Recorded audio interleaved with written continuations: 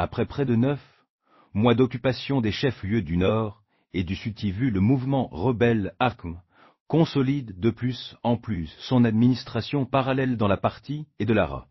Cette réalité met en mal toute attente de l'accord de Doha, qui selon certains acteurs semble être au point mort.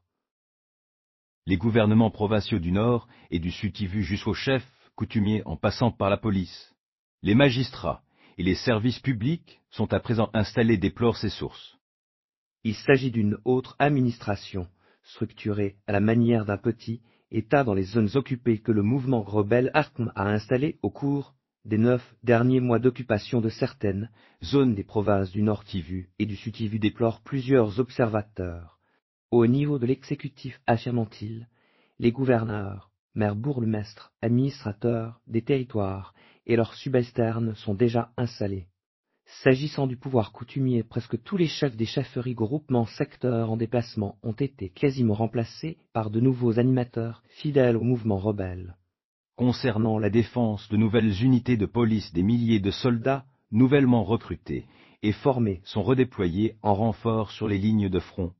Elles sont chargées aussi de la sécurité dans les entités administratives au sein de la zone occupée. Des centaines de magistrats civils et militaires ont déjà été recrutés, sans parler des cadres des services et agences publiques et de l'administration Kistal. Celle-ci est constamment renforcée, traduisant la volonté du mouvement rebelle d'imposer ses propres règles dans les Delarac, estimant ses sources. Cette situation pour et complique le travail et l'accès de nombreux acteurs humanitaires et ceux de la société civile dans la région. Elle révèle par ailleurs un peu plus les ambitions du mouvement rebelle dans le jeu de pouvoir dans les du pays.